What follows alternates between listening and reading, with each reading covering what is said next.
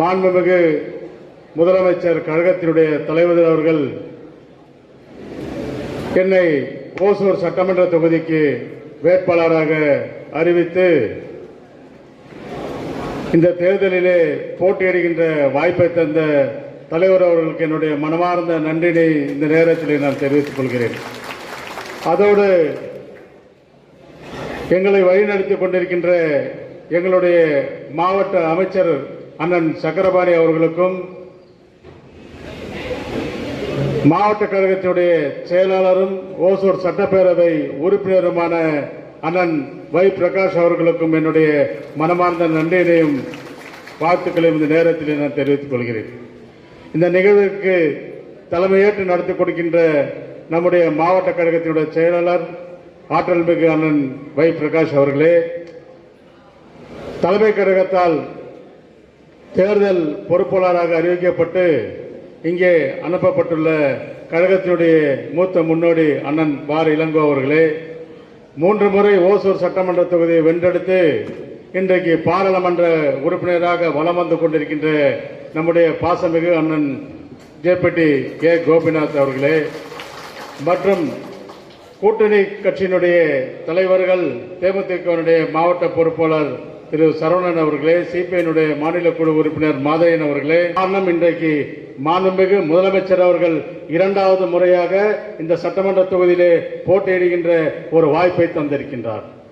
நம்முடைய மாண்புமிகு முதலமைச்சர் அவர்கள் எனக்கு வாய்ப்பை தந்திருந்தாலும் கூட இந்த சட்டமன்ற தொகுதியினுடைய வேட்பாளராக அண்ணன் வை பிரகாஷ் அவர்கள் தான் இருக்கிறார். அண்ணன் வை பிரகாஷ் அவர்கள் தான் இந்த தேர்தலை வழிநடத்துவார் என்பதை இந்த நேரத்தில் நான் பெருமையோடு சொல்லிக்கொள்ள கடமைப்பட்டேன். காரணம், ஏற்கனவே நடந்த அனைத்து தேர்தலிலும் களத்திலே முன்னின்று வெற்றிக்கனியை பறித்து தந்தவர் தான் மாண்புமிகு அண்ணன் வை பிரகாஷ் அவர்கள். அதே போலவே இந்த தேர்தலிலும் இந்த 3 தொகுதியிலும் வென்றெடுத்து காட்டுவார் என்பதிலே எந்த மாற்று கருத்தும் கிடையாது. அண்ணன் மாவட்ட கழக செயலாளர் அவர்கள் எந்த பணியை சொல்கிறாரோ, எந்த வேலையை சொல்கிறாரோ, அதை அனைவரும் நாம் இணைந்து பணியாற்றினால் வெற்றி நிச்சயம். அதில் எந்த மாற்று கருத்தும் கிடையாது. என்று சொன்னால் இன்றைக்கு நம்முடைய கூட்டணி, இந்த கூட்டணி என்பது கொள்கையாக இருக்கின்ற கூட்டணி, ஒரு கொள்கை கூட்டணி. இந்த நாட்டு மக்களுக்காக பாடுபடுகின்ற ஒரே ஒரு தலைவர் இன்றைக்கு தமிழகத்திலே இருக்கிறார் என்று சொன்னால் அது நம்ம மாண்புமிகு முதலமைச்சர் அவர்கள் அவர்தான்.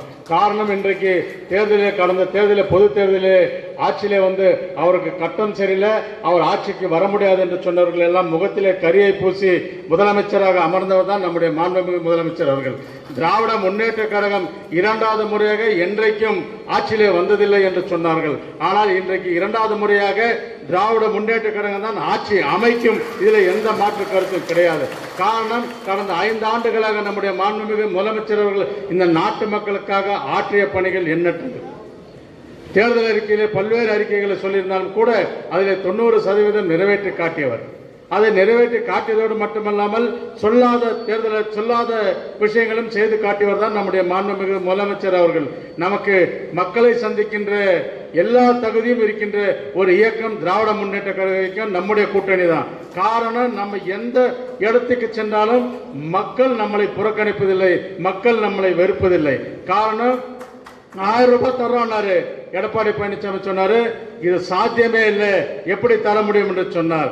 1000 ரூபாய் தந்தது மட்டுமில்லாமல் அடுத்த தேர்தலில் மகளிர் உரிமை தொகை 2000 ரூபாயாக தருகிறேன் என்று சொல்லுகிறார் என்று சொன்னால் நம்முடைய மாண்புமிகு முதலமைச்சர் அவர்கள் எந்த அளவிற்கு இந்த நாட்டு மக்களுடைய பிரச்சனைகளானாலும் சரி, இந்த நாட்டு மக்களுடைய தேவைகளும் உணர்ந்திருக்கிறார் என்பதை நீங்கள் புரிந்து கொள்ள வேண்டும். இப்போ எடப்பாடி பழனிசாமி சொல்கிறார், நான் 2000 ரூபாய் தரேன்னு சொல்றார். அது எடப்பாடி பழனிசாமி வரவும் போறதில்லை, அவர் தரவும் போறதில்லை. அதனாலதான் அவர் அந்த வார்த்தையை சொல்கிறார்.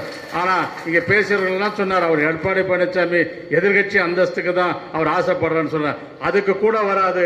நம்முடைய கூட்டணி கட்சியில் இருக்கின்றவர்கள் தான் எதிர்கட்சி அந்தஸ்து வர இருக்கிறார்கள் என்பதை இந்த நேரத்தில் நம் நினைவில் கொண்டு பணியாற்ற வேண்டும். ஏன்னா நம்முடைய மாண்புமிகு முதலமைச்சர் அவர்கள் சொன்னார், 40 தொகுதியிலும் பாராளுமன்ற தொகுதியை வெற்றி காட்டுவேன் என்று சொன்னார். 40ம் வென்று காட்டியவர் தான் நம்முடைய மாண்புமிகு முதலமைச்சர் அவர்கள். அதே போல இன்றைக்கு 2.0 என்ற முன்னிலைப்படுத்தி 200 தொகுதியிலும் வென்று காட்டுவேன் என்று சொல்றார். 200 தொகுதியிலும் திராவிட முன்னேற்ற கழக கூட்டணி வென்று காட்டும். இதில் எந்த மாற்று கருத்தும் கிடையாது.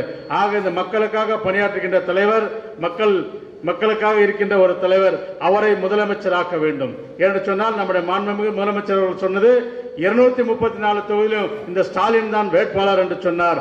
அவர்தான் வேட்பாளர். அந்த நினைவில் கொண்டு நாம் பணியாற்ற வேண்டும். 18 நாட்கள் தான் தேர்தல் இருக்கிறது என்று சொல்லியிருக்கிறார்கள். மகாபாரத யுத்தம் கூட 18 நாள் தான் நடந்தது. மகாபாரத யுத்தத்தில் கிருஷ்ண பரமாத்மா எப்படி தேரிலே அமர்ந்து சாரதியாக இருந்து அந்த யுத்தத்தை வெற்றி கண்டாரோ அதே போல இந்த 18 நாட்களும் நம்முடைய சட்டமன்ற உறுப்பினர் அவர்கள் இந்த தேரிலே அமர்ந்து வெற்றியை நீங்கள் பெற்றுத்தர வேண்டும். உங்களுடைய சாரதிகளாக உங்களுடைய தளபதியாக இந்த மேடையில் இருக்கின்ற மொத்த பேரும் நாங்கள் பணியாற்ற தயாராக இருக்கிறோம் என்பதை இந்த நேரத்தில் உறுதியோடு சொல்லிக்கொள்ள கடமைப்பட்டிருக்கிறேன். அதே மாதிரி நம்முடைய கழக தொண்டர்களுக்கெல்லாம் கடந்த 6 மாதமாக நாம் தேர்தல் பணி ஆற்றிக் கொண்டுதான் இருக்கிறோம். இது அத்தனை பேருக்கும் தெரியும். இனியும் 20 நாட்கள் 18 நாட்கள் நாம் அயராமல் பாடுபட்டால் போதும், கண்டிப்பாக வெற்றி பெறலாம். நான் உதயசூரன் சின்னத்திலே போட்டியிடுகின்ற வாய்ப்பை நம்முடைய மாண்புமிகு முதலமைச்சர் இன்றைக்கு எனக்கு தந்திருக்கிறார். நாளைக்கு இந்த கூட்டத்தில் இருக்கிறவர்கள் கூட யாருக்காவது வாய்ப்பை தரலாம், இல்லை என்றால் இந்த மேடையில் இருக்கின்றவர்கள் கூட யாருக்கான வாய்ப்பை தரலாம். யாருக்கு வாய்ப்பை தந்தாலும் அவரை வெற்றி பெற செய்வதுதான் நம்முடைய லட்சியம் என்பதை நாம் உணர்ந்து பணியாற்ற வேண்டும். ஏனென்று சொன்னால் கடமை, கண்ணியம், கட்டுப்பாடு என்ற தாரக மந்திரத்தை தாரக மந்திரத்தை ஏற்றுக்கொண்டு செயல்படுகிறவன் தான் திராவிட முன்னேற்ற கழகக்காரன் என்பதை உணர்ந்து பணியாற்ற வேண்டும். இன்றைக்கு நான் இங்கே சட்டமன்ற உறுப்பினர் ஆனால் நான் மட்டும் சட்டமன்ற உறுப்பினர் அல்ல, நம்முடைய கூட்டணி கட்சியினுடைய தோழர்களும் இங்கே இருக்கின்ற நம்முடைய கழக முன்னோடிகள் அத்தனை பேரும் சட்டமன்ற உறுப்பினராக நம்ம வலம் வரலாம் என்பதை உணர்ந்து சொல்கிறேன். அதே மாதிரி நானும் என்னை பொறுத்தவரை நான் ஏதாவது தெரிஞ்சோ தெரியாமலோ பேசியிருந்தாலும் சரி, இல்லை என்னோட செயலால் செய்திருந்தாலும் சரி, நான் எந்த தவறும் தெரிந்து யாருக்கும் செய்ததில்லை. அதையெல்லாம் நீங்கள் மன்னித்து பொறுத்து இந்த தேர்தலில் வெற்றி ஒன்றேதான் நம் லட்சியம் என்பதை உணர்ந்து கொண்டு பணியாற்ற வேண்டும். காரணம், நம்முடைய மாண்புமிகு முதலமைச்சர் அவர்களை முதலமைச்சர் கட்டிலே அமர வைக்க வேண்டும் என்பதை கேட்டுக்கொள்கிறேன். அதே போல என்னுடைய உயிர் மூச்சு இருக்கின்றவரை திராவிட முன்னேற்ற கழகத்திற்கு ஒரு தொண்டனாக திராவிட முன்னேற்ற கழகத்தில்